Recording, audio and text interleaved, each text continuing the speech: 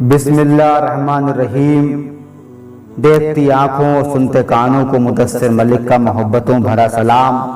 جنگ کربلا کا آغاز۔ زہیر بن قیس کی واپسی کے بعد عمرو بن سعد جنگ کا آغاز کرنے کے لیے آگے بڑھا تو حر بن یزید نے ابن سعد سے کہا، خدا تیرا بھلا کرے، کیا تو ان سے لڑے گا؟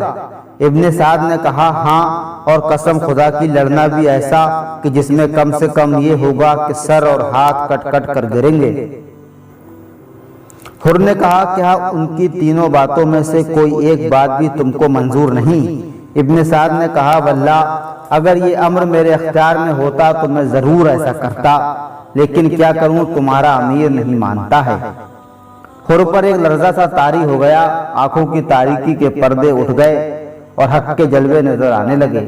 حر کی یہ حالت دیکھ کر انہی کی برادری کے ایک شخص مزاحر بن اوس نے حر سے کہا، واللہ آج تمہاری عجیب حالت ہے، میں نے کسی جنگ میں تمہاری ایسی حالت نہیں دیکھی، حالانکہ میرے نزدیک تم اہل کوفہ کے بہادروں میں سے ایک بہادر ترین انسان ہو، اور پھر یہ حالات کیوں ہیں؟ حر نے کہا، خدا کی قسم، میرے ایک طرف جنت اور ایک طرف دوزخ ہے، اور میں درمیان میں کشمکش میں مبتلا ہوں کہ کدھر جاؤں۔ درمیان دوزخ و جنت کے کھڑا ہوں یہاں میں، خوف دوزخ سے ہوں اس وقت بے تاب و تباہ۔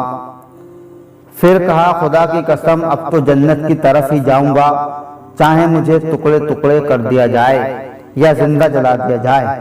یہ کہہ کر آپ نے اپنے گھوڑے کو ایڑ لگائی اور گروہ آشکیہ سے نکل کر امام علی مقام کے پاس پہنچ گئے۔ نکل کر لشکر سے ادائے مارا حر نے یہ نعرہ کہ دیکھو یوں نکلتے ہیں جہنم سے خدا والے۔ حر کے واپس آنے کے بعد ابن سعد اپنا علم لے کر آگے بڑھا اور ایک تیر امام کی طرف چلا کر کہنے لگا، گواہ رہنا، سب سے پہلا تیر میں نے ہی مارا ہے۔ اس کے ساتھ ہی طبلے کی جنگ پر چوٹ پڑی اور دوسروں نے بھی تیر چلانے شروع کر دیے۔ جنگ شروع ہو گئی اور دونوں طرف سے سپاہی نکل نکل کر آنے لگے اور اپنی شجاعت کا مظاہرہ کرنے لگے۔ زیاد بن ابو سفیان کا آزاد کیا ہوا غلام یسار اور ابن زیاد کا آزاد کیا ہوا غلام سب سے پہلے کوفیوں میں سے نکلے اور میدان میں آ کر دعوت مقابلہ دی۔ ان کے مقابلے میں حبیب بن مظاہر اور بریر بن حزیر آگے بڑھنے لگے، مگر امام نے انہیں روک دیا۔ یہ دیکھ کر عبداللہ بن عمیر قلبی نے مقابلے کی اجازت طلب کی۔ یہ تنہا ان دونوں کے مقابل ہوئے۔ انہوں نے پوچھا کہ تم کون ہو؟ عبداللہ نے اپنا نام و نسب بیان کیا۔ انہوں نے کہا، ہم تمہیں نہیں جانتے، زہیر بن قین یا حبیب بن مظاہر ہمارے سامنے آئیں۔ اس وقت یسار آگے اور سالم پیچھے تھا۔ عبداللہ نے کہا، او فاحشہ کے بیٹے، تجھے مجھ سے مقابلہ کرنے میں عار ہے؟ یہ کہتے ہوئے ایک ہی بار میں اسے ڈھیر کر دیا۔ سالم نے ایک دم جھپٹ کر حملہ کیا۔ عبداللہ نے اس کی تلوار کو بائیں ہاتھ پر روکا، ان کی انگلیاں اڑ گئیں، مگر دائیں ہاتھ سے اس پر ایسا بار کیا کہ سالم کو بھی مار گرایا۔ عبداللہ کی بیوی نے ام بہب یہ سن کر ایک خیمے کی چوب ہاتھ میں لی اور آگے بڑھ کر کہا، میرے ماں باپ تم پر فدا، اولاد رسول اللہ صلی اللہ تعالی علیہ وسلم کی طرف سے لڑے جاؤ۔ عبداللہ نے انہیں عورتوں کے خیمے میں لوٹانا چاہا، لیکن انہوں نے انکار کیا اور کہا، میں تمہارے ساتھ نہ چھوڑوں گی، تمہارے ساتھ جان دوں گی۔ امام علی مقام نے آواز دی، اللہ تعالیٰ تم دونوں کا اہل بیت کی طرف سے جزائے خیر دے۔ بی بی تم واپس آ جاؤ، عورتوں پر قتال واجب نہیں۔ آپ کے ارشاد پر وہ واپس آ گئی۔ سالم اور یسار کے قتل کے بعد عمرو بن حجاج کو یزیدی لشکر کے میمنہ پر رئیس تھا، اپنے دستے کو لے کر امام کی طرف بڑھا۔ جانصاران امام پاؤں ٹیک کر سینہ سپر ہو گئے اور تیروں کے بار سے کوفیوں کے گھوڑوں کے منہ پھیر دیے۔ اس کے بعد کوفی لشکر سے یزید بن موقل نکلا اور لشکر امام سے بریر بن حزیر نکلے۔ یزید نے کہا، بریر تم نے دیکھ لیا خدا نے تمہارے ساتھ کیا سلوک کیا؟ بریر نے کہا، خدا نے میرے ساتھ بھلائی کی اور میرے ساتھ اچھائی کی، لیکن تیرے ساتھ برائی کی۔ یزید بولا، تم نے جھوٹ کہا، حالانکہ آج سے پہلے تم نے کبھی جھوٹ نہیں بولا تھا، اور میں نے تمہیں بتا دیتا ہوں کہ آج تم گمراہوں میں سے ہو۔ بریر نے کہا آؤ پہلے مقابلہ کرو اور خدا تعالیٰ سے دعا مانگیں کہ جھوٹے پر لعنت کرے گا گمراہ کو قتل کرے، اس کے بعد ہم دونوں لڑائی لڑیں، ابھی پتہ چل جائے گا کہ کون گمراہ ہے۔ چنانچہ دونوں نے دعا کی اللہ جھوٹے پر لعنت کرے اور جو حق پر ہو وہ گمراہ کو قتل کرے۔ پھر دونوں نے تلواریں نکالی اور لڑنے لگے۔ یزید نے بریر پر وار کیا، وہ کھالی گیا، مگر بریر نے جواب میں ایسی کاری ضرب لگائی کہ تلوار یزید کے خرد کو کاٹتی ہوئی دماغ تک جا پہنچی۔ وہ گر پڑا اور تلوار اس کے ہاتھ میں اٹک گئی۔ بریر تلوار کو کھینچ رہے تھے کہ رضی بن منقذ عبدی بریر سے لپٹ گیا۔ کچھ دیر تک دونوں میں کشتی ہوتی رہی، آخر بریر نے رضی کو نیچے گرا دیا اور ان کے سینے پر سوار ہو گئے۔ رضی چلایا مقابلہ کرنے والے اور بچانے والے کہاں ہیں؟ مجھے آ کر بچاتے کیوں نہیں؟ رضی کے چلانے پر کعب بن جابر عزی نے بریر پر نیزے سے وار کیا، نیزہ ان کی پشت میں پیوست ہو گیا۔ ابھی نیزہ ان کی پشت میں ہی تھا کہ رضی کے سینے سے اٹھ رہے تھے کہ کعب نے دوسرا وار کر کے آپ کو شہید کر دیا۔ یہ کعب جب واپس گھر گیا تو اس کی بہن نوار بنت جابر نے کہا تو نے فرزندان فاطمہ بنت رسول صلی اللہ تعالیٰ علیہ وسلم کے دشمنوں کی مدد کی اور قاریوں کے سردار بریر کو قتل کر دیا، اس لیے خدا کی قسم میں تجھ سے کبھی بات نہ کروں گی۔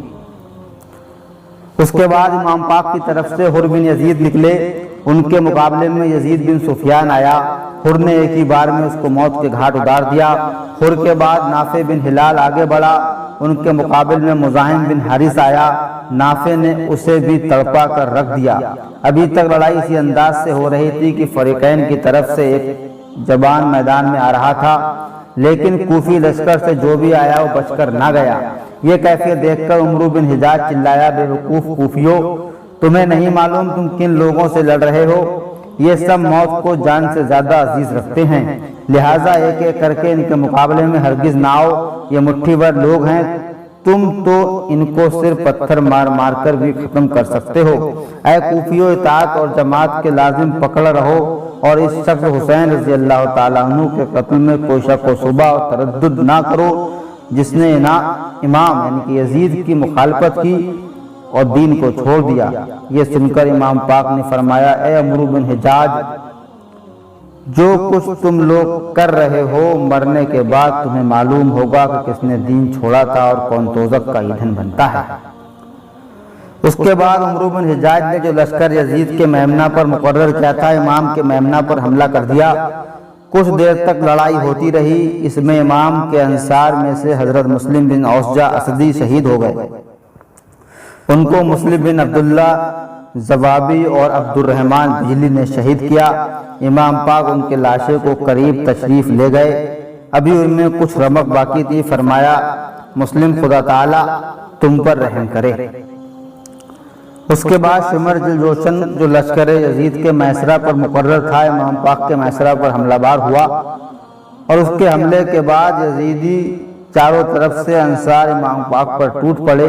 بڑا زبردست مقابلہ ہوا، امام کے ساتھ کل 32 سوار تھے، مگر انہوں نے بے مثال شجاعت اور بہادری کا مظاہرہ کیا، جدھر رخ کرتے تھے کوفیوں کی صفوں کو الٹ دیتے تھے۔ یزیدی لشکر میں بھگدڑ مچ گئی، سواروں کی صفوں کو درہم برہم کر دیا۔ عزرا بن قیس نے جو صوفی سواروں کا سرخیل تھا اپنے سواروں کو ہر طرف پسپا ہوتے دیکھ کر عبد الرحمن بن حسین کو ابن سعد کے پاس بھیجا کہ تم دیکھ رہے ہو کہ چند سواروں نے میرے سوار رستے کا منہ پھیر دیا ہے، اور اب حال یہ ہے کہ میرے سوار ادھر ادھر بھاگ رہے ہیں اور جان بچانے کی فکر میں ہیں، اس لیے فوراً کچھ پیدل اور کچھ تیر انداز بھیجیے۔ ابن سعد نے عزرا کی درخواست پر شبس بن ربیع کو جاننے کا حکم دیا، مگر اس نے گریز کیا۔ پھر اس نے حسین بن نمیر تمیمی کو بلایا اور اس کے ساتھ تمام جرح پوش سواروں اور 500 تیر اندازوں کو بھیجا۔ انہوں نے انصار امام کے پاس پہنچ کر تیروں کی بارش کر دی اور تھوڑی دیر میں امام کے تمام گھوڑوں کو زخمی و بیکار کر دیا۔ امام کے ان جانصاروں کے پائے استقلال میں کوئی کمی نہ آئی، وہ گھوڑوں سے اتر پڑے اور بڑی دیر تک پیادہ ہی اس بہادری اور بے جگری کے ساتھ لڑتے رہے کہ کوفیوں کے دانت کھٹے کر دیے۔ ایوب بن مشرق حیوانی کہا کرتا تھا کہ خدا کی قسم حر بن یزید کے گھوڑے کو میرا تیر لگا جو اس کے حلق میں اتر گیا، بس وہ ڈگمگایا اور گر گیا۔ حر اس کی پشت سے اتر کر شیر کی طرح کود گئے اور تلوار کھینچ کر یہ شعر پڑا: اگر تم نے میرے گھوڑے کو زخمی و بیکار کر دیا تو کیا ہوا، میں ابن حر اور شیر ببر سے زیادہ بہادر اور شریف ہوں۔ اور اسی کا یہ بھی کہنا تھا کہ میں نے حر کی طرح کسی کو تیزگنی کرتے ہوئے نہیں دیکھا۔ دیکھنے والوں کا کہنا ہے کہ ایسی شدید جنگ کہیں نہیں ہوئی جیسی کربلا کے میدان میں حسینیوں اور یزیدیوں کے درمیان ہوئی۔ امام پاک نے اپنے خیموں کو اس ترتیب سے لگایا کہ آپس میں باندھ دیا تھا کہ کوئی ایک رخ کے سوا کسی اور طرف سے حملہ نہیں کر سکتا تھا۔ یہ دیکھ کر ابن سعد نے حکم دیا کہ خیمے اکھیڑ دیے جائیں تاکہ ہر طرف سے حملہ ہو سکے۔ چنانچہ کوفی جب خیمے کے اکھیڑنے کے لیے آگے بڑھے تو امام پاک کے چند جانثاروں نے خیمے کے اندر آ گئے اور خیمے کی طرف آنے والے اکھیڑنے اور لوٹ مار کرنے والوں کو آگ سے، تلواروں اور تیروں سے ہلاک کرنے لگے۔ ابن سعد نے اس صورت میں بھی اپنے سپاہیوں کا نقصان اور ناکامی دیکھی تو حکم دیا کہ خیموں کو جلا دو۔ چنانچہ خیموں کو آگ لگا دی گئی اور وہ جلنے لگے۔ امام پاک نے دیکھا تو فرمایا ان کو جلنے دو، اس صورت میں بھی یہ چاروں طرف سے حملہ نہیں کر سکیں گے کیونکہ پہلے تو خیمے حائل تھے، اب آگ حائل ہے۔ چنانچہ ایسا ہی ہوا کہ بے آگ کے حائل ہونے کی وجہ سے پشت کی طرف سے حملہ نہ کر سکے۔ شمر لعین نے خاص آپ کے خیمے میں جو ان خیموں سے الگ تھا اور جس میں عورتیں اور بچے تھے، نیزہ مار کر ساتھیوں سے کہا آگ لگاؤ اس خیموں کو اور اس کے اندر جو بھی ہے اس کو جلا دو۔ بیویوں نے سنا تو بے چلاتی ہوئی خیمے سے باہر نکل آئی۔ امام پاک نے دیکھا تو پکار کر کہا او پسر ذل جوشن، تو میرے اہل بیت کو آگ میں جلانا چاہتا ہے، خدا تجھے جہنم کی آگ میں جلائے۔ شمر کے ساتھیوں میں سے حمید بن مسلم اور شبس بن ربیع نے روکا اور غیرت دلائی کہ تیرے جیسے بہادر کا عورتوں کے ساتھ ایسا سلوک کرنا نہایت شرمناک ہے۔ خدا کی قسم تمہارا سے مردوں کو قتل کر دینا بھی تمہارے امیر کو خوش کرنے کے لیے کافی ہے۔ شمر اپنے ارادے سے باز آ کر لوٹا۔ اس کے لوٹتے ہی زہیر بن قین نے 10 آدمیوں کے ساتھ اس پر اور اس کے ساتھیوں پر حملہ کیا۔ ابو اعزا زبابی کو مار گرایا اور خیمے سے دور ہٹا دیا۔ اتنے میں عبداللہ بن عمیر قالی یزیدیوں کے ساتھ سخت لڑائی کرتے ہوئے شہید ہو گئے۔ ان کی بیوی ان کے لاشے پر آئی اور سر کی طرف بیٹھ کر ان کے چہرے سے گرد غبار صاف کرتے ہوئے کہہ رہی تھی کہ تمہیں بہشت میں جانا مبارک ہو۔ شمر لعین نے یہ جملہ سن کر کھول گیا۔ اس نے اپنے غلام رستم سے کہا کہ اس کے سر پر زور سے لوہے کا ڈنڈا مار۔ جو ہی اس نے مارا اس بیوی کا سر پاش پاش ہو گیا اور وہ اس وقت ہی اپنے شوہر کے پاس بہشت وری میں پہنچ گئی۔ بہاروں پر ہے آج آرائش گلزار جنت کی، سواری آنے والی ہے شہیدان محبت کی۔ جنگ کا طول کھینچنا کوفیوں کے لیے کافی پریشان کن تھا۔ وہ چاہتے تھے کہ جس قدر جلد ہو سکے ان کے خیمے ان کو ختم کریں اور ان کے چند افراد کو ہلاک کر دیں۔ امام پاک کے ساتھ چند جانثار تھے، ان میں جب کوئی شہید ہو جاتا تو نمایاں کمی محسوس ہوتی تھی۔ اس کے مقابلے میں کوفیوں کا لشکر کثیر تھا، ان کے چند افراد قتل ہونے کے بعد کوئی فرق نہیں پڑتا تھا۔ یہ صورتحال دیکھ کر ابو ثمامہ بن عمرو بن عبداللہ ساعدی بارگاہ امام پاک میں عرض کیا میری جان آپ پر فدا ہو، یہ لوگ آپ کے کافی قریب آتے جاتے ہیں اور میں نہیں دیکھ سکتا کہ میرے سامنے آپ پر کوئی آنچ آئے، اس لیے میں چاہتا ہوں کہ آپ کے سامنے پہلے میں جان دوں، اور میں نے ابھی نماز نہیں پڑھی ہے، میں چاہتا ہوں کہ نماز پڑھ کر اپنے رب سے ملاقات کروں۔ امام پاک نے سر اٹھا کر فرمایا تم نے اس وقت نماز کو یاد کیا، اللہ تعالیٰ تمہیں نمازیوں اور اپنے یاد کرنے والوں میں داخل فرمائے۔ ہاں اب نماز کا وقت ہے، ان لوگوں سے کہو ہمیں نماز پڑھنے کی مہلت دیں۔ اس پر حسین بن نمیر نے بلند آواز سے کہا تمہاری نماز قبول نہ ہوگی۔ حبیب بن مظاہر نے جواب دیا او گدھے، تو سمجھتا ہے کہ آل رسول صلی اللہ تعالی علیہ وسلم کی نماز قبول نہ ہوگی اور تیری قبول ہوگی؟ یہ سن کر حسین کو سخت طیش آیا، اس نے حبیب پر حملہ کر دیا۔ حبیب نے فوراً آگے بڑھ کر اس کے گھوڑے کے منہ پر تلوار کا ایسا بار کیا کہ وہ آگے کے دونوں پاؤں اٹھا کر کھڑا ہو گیا۔ حسین اس کی پیٹھ سے نیچے گرا، لیکن اس کے ساتھیوں نے دوڑ کر اسے بچا لیا۔ حبیب یہ رجز پڑا، میں حبیب ابن مظاہر ہوں، شہ سوار بہادر اور میدان جنگ میں لڑائی سے آگ بھڑکا دینے والا۔ کچھ دیر تک سخت لڑائی اور تلوار بازی کی۔ بنو تمیم کے ایک شخص بدیل بن سریر کا قتل کیا، لیکن مقابلے بڑی تعداد سے تھے، تنے تنا کب تک لڑ سکتے تھے۔ ایک تمیمی نے آپ پر نیزے کا سخت وار کیا، جس سے آپ گر پڑے۔ ابھی اٹھ ہی رہے تھے کہ حسین بن نمیر نے آپ کے سر پر تلوار ماری، آپ پھر گر گئے۔ تمیمی نے آگے بڑھ کر آپ کا سر کاٹ لیا۔ حبیبی کی شہادت سے امام پاک کا ایک کبھی بازو ٹوٹ گیا۔ اس بہادر جانثار ساتھی کے جدا ہو جانے سے آپ بہت شگفتہ خاطر ہوئے۔ آپ نے فرمایا، میں خدا تعالیٰ کے پاس اپنا اور اپنے حامیوں کا احتساب کروں گا۔ حر بن یزید نے جب اپنے آقا کو پرملال دیکھا تو رجز پڑھتے ہوئے آگے بڑھے۔ مشہور جانثار زہیر بن قین کے ساتھ ہو گئے۔ وہ یہ پڑھ رہے تھے کہ میں زہیر ہوں اور قین کا بیٹا ہوں، میں دشمنوں کو اپنی تلوار کے ساتھ حضرت حسین رضی اللہ تعالیٰ عنہ سے دفع کروں گا۔ ان دونوں نے بڑی بہادری اور شجاعت کے جوہر دکھائے، لیکن یہ بھی کب تک لڑتے۔ آخر کوفی پیادوں میں چمنے غفیر نے حر پر حملہ کرنے اور ان کو بھی شہید کر دیا۔ ابو سمامہ ساعدی آگے بڑھے اور انہوں نے اپنے چچا زاد بھائی کو کوفیوں کے ساتھ قتل کیا۔ امام پاک نے صلاۃ خوف ادا فرمائی۔ اس کے بعد پھر ایسی شدت سے لڑائی ہوئی کہ کربلا کی زمین تھرا گئی۔ دشمنوں کا ہجوم بڑھتے بڑھتے امام پاک کے قریب پہنچ گیا اور انہوں نے آپ پر تیروں کی بارش کر دی۔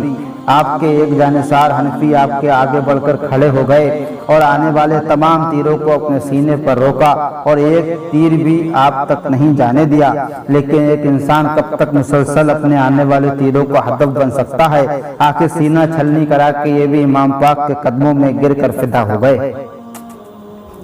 ان کے بعد نافع بن ہلال جلبی کی باری آئی۔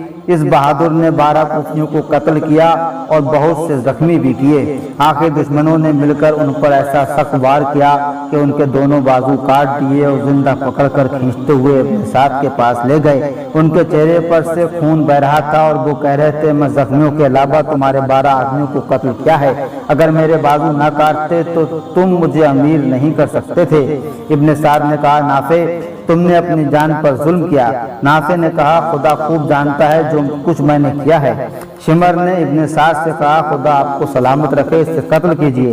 ابن سعد نے کہا، تو ہی اس کو لے کر آیا ہے، تو ہی اس کا قتل کر۔ شمر نے ان کے قتل کے لیے تلوار اٹھائی تو نافع نے کہا، واللہ اگر تم مسلمان ہوتے تو ہمارا خون اپنی گردن پر لے کر تمہیں اللہ کے سامنے جانا ضرور شاق ہوتا۔ اللہ کا شکر ہے جس نے ہماری موت بدترین خلائق کے ہاتھوں مقدر فرمائی۔ شمر نے ان کو شہید کر دیا۔ پھر شمر لعین ایک بڑی تعداد کے ساتھ اجت پڑتا ہوا، فخر و غرور کے کلمات کہتا ہوا امام پاک کی طرف بڑھا۔ امام پاک کے ساتھ صرف چند جانثار باقی تھے۔ انہوں نے دیکھا کہ کثیر لشکر کے سامنے زیادہ دیر تک نہیں ٹھہر سکتے، تو انہوں نے طے کیا کہ امام پاک کسی نازک وقت کے آنے سے پہلے سب کے سب اپنی جانیں قربان کر دیں۔ چنانچہ سب پروانے ایک ایک کر کے شمع امام پر نثار ہونے لگے۔ سب سے پہلے عبداللہ اور عبد الرحمن بن عجور غفاری آپ کے سامنے کھڑے ہو کر دشمنوں سے لڑنے لگے۔ اس کے بعد دو نوجوان سیف بن حارث اور مالک بن عبد جو آپس میں چچا زاد بھائی تھے مگر ایک ہی ماں کے فرزند تھے، اس طرح میدان کی طرف بڑھے کہ آنکھوں سے آنسو جاری تھے۔ امام پاک نے انہیں روتا دیکھ کر پوچھا، اے میرے بھائی کے فرزند روتے کیوں ہو؟ خدا کی قسم ابھی تھوڑی دیر کے بعد تم خوش اور میری آنکھوں کی ٹھنڈک ہو گئے۔ انہوں نے عرض کیا، ہم آپ پر فدا ہوں، ہم اپنی جان کے لیے نہیں روتے بلکہ آپ کے لیے روتے ہیں، کیونکہ ہم دیکھ رہے ہیں کہ دشمنوں نے آپ کو ہر طرف سے گھیر لیا ہے اور ہم ان کو دفع کرنے کی طاقت نہیں رکھتے۔ آپ نے فرمایا، اے فرزندو، اللہ تمہیں متقیوں کے احسن جزا دے، میری حالت پر غمگین ہونے اور میرے ساتھ ہمدردی کرنے پر، آمین۔ اسی بیچ حنظلہ بن اسد شامی امام پاک کے سامنے آ کر کھڑے ہو گئے اور پکار کر کہنے لگے، اے لوگوں، مجھے اندیشہ ہے کہ تم پر یوم احزاب اور قوم نوح و عاد و سمود اور ان کے بعد کی اقوام کی طرح عذاب نازل ہو۔ اللہ تعالیٰ بندوں کے لیے ظلم نہیں چاہتا۔ اے میرے قوم کے لوگوں، مجھے تمہارے لیے روز قیامت کا ڈر ہے، جس روز تم پیٹھ دے کر بھاگتے پھرو گے، کوئی تمہیں اللہ سے بچانے والا نہ ہوگا، اور جس کو اللہ گمراہ کر دے اس کو ہدایت دینے والا کوئی نہیں۔ حنظلہ آگے بڑھے اور لڑتے لڑتے شہید ہو گئے۔ ان کے بعد سیف اور مالک دونوں السلام علیکم یا ابن رسول اللہ کہتے ہوئے آگے بڑھے۔ آپ نے فرمایا وعلیکم السلام ورحمۃ اللہ وبرکاتہ۔ دونوں نے لڑتے ہوئے جانیں قربان کر دی۔ ان کے بعد عابس بن ابی شبیب شاکری نے ابن آزاد کردہ غلام شوذف سے پوچھا کیا ارادہ ہے؟ اس نے کہا ارادہ یہی ہے کہ فاطمہ بنت رسول صلی اللہ تعالیٰ علیہ وسلم کے فرزند کی طرف سے ان کے دشمنوں سے لڑتا ہوا جان دے دوں۔ عابس نے کہا مجھے تجھ سے یہی امید تھی، آؤ ابو عبداللہ حسین کو سلام کریں اور اجازت لیں۔ آج کا دن وہ دن ہے کہ جتنا ہم میں سے ہو سکے ثواب لوٹ لیں، بس حاجت کے بعد ایسے نیک عمل کا موقع نہیں ملے گا۔ شوذب نے امام پاک کو سلام کیا اور آگے بڑھ کر لڑنے لگا یہاں تک کہ شہید ہو گئے۔ عابس نے سلام کے بعد عرض کیا یا ابا عبداللہ، خدا کی قسم روئے زمین پر مجھے آپ سے زیادہ کوئی عزیز نہیں، لیکن اے کاش میں اپنی جان دے کر آپ کے دشمنوں سے بچا سکتا۔ یہ کہہ کر تلوار کھینچی اور دشمنوں کی طرف بڑھے۔ شجاعت و بہادری میں مشہور تھے۔ ربیع بن تمیم نے ان کو پہچان کر کہا یہ شیر میدان دغا ہے، خبردار تم سے کوئی شخص نہ ہرگز اس کے مقابلے میں نہ جائے۔ عابس نے پکارا ہے کوئی جو میرے مقابلے میں آئے؟ کسی کی ہمت نہ پڑتی تھی۔ ابن سعد نے کہا سب مل کر اس پر پتھراؤ کرو، چنانچہ چاروں طرف سے پتھر آنے لگے۔ عابس نے ان کی یہ بزدلی دیکھی تو اپنی جرح خود اتار کر پھینک دی اور ان پر ٹوٹ پڑے۔ بے سب بھاگے اور یہ ان کو مارتے ہوئے ان کی صفوں میں گھستے چلے گئے اور ایک ہلچل برپا کر دی۔ عابس اگرچہ بہت بہادر اور شجاع تھے، لیکن تنہا ہزاروں کا مقابلہ کب تک کر سکتے تھے؟ آخر دشمنوں نے ان کو گھیر لیا اور چاروں طرف سے حملہ کر کے ان کو شہید کر دیا۔ ابو شہسا یزید بن زیاد کندی پہلے ابن سعد کے لشکر میں تھے، مگر جب انہوں نے دیکھا کہ یزیدیوں نے امام پاک کی پیش کردہ سب شرطیں رد کر دی تو یہ لشکر یزید سے نکل کر امام پاک کے انصار میں شامل ہو گئے تھے۔ بڑے تیر انداز تھے۔ امام پاک کے سامنے آئے، دونوں جانوں ٹیک کر کھڑے ہو گئے، پھر در پہ دشمنوں کی طرف سے تیر چلائے، جن میں سے صرف 5 تیر خطا ہوئے۔ اس کے علاوہ 5 آدمیوں کو پہلے قتل کر چکے تھے۔ آخر یہ بھی میدان میں لڑتے ہوئے شہید ہو گئے۔ اسی طرح عمرو بن خالد، جبار بن حارث، سعد بن مجمع بن عبید اللہ بھی ایک ایک کر کے فدا ہو گئے۔ صرف ایک سبید بن ابی السہمی باقی رہ گئے۔ جانثار امام نے جس صبر و استقلال، شجاعت و بہادری اور جانثاری کا مظاہرہ کیا اس کی مثال نہیں ملتی۔ اس چھوٹے سے لشکر پر مصائب کے پہاڑ ٹوٹے، ظلم و ستم طوفان برپا ہوئے، مگر کسی نے بھی ہمت نہ ہاری، حمایت حق سے منہ نہ موڑا، اور کسی نے بھی اپنی جان کو عزیز نہ رکھا، بلکہ سب نے اپنی جانوں کا پروانہ وار شمع امامت پر قربان کیا اور فردوس بری کو سدھارے رضی اللہ عنہم۔ اس کے ہر قطرے سے پیدا ہو گئی دنیائے نو، کون کہتا ہے شہیدوں کا لہو ناکارہ ہے، ابر رحمت ان کے مرکز پر قہر باری کرے، حشر میں شان کریمی ناز برداری کرے۔ آئے ہیں اب میدان میں علی مرتضیٰ کے پھول، زوہر بطول اور چمنے مصطفیٰ کے پھول، ان کی وفا صبر و رضا حق پر ثبات سے، ہر دم تازہ گلشن دیم وفا کے پھول، حوریں زنا سے آئیں ملک آئے عرش سے، لے کر خدا کی طرف سے صلی اللہ کے پھول، ہوشیار اہل بیت کی لاشوں سے اے زمین، کملا نہ جائے یہ رسول خدا کے پھول،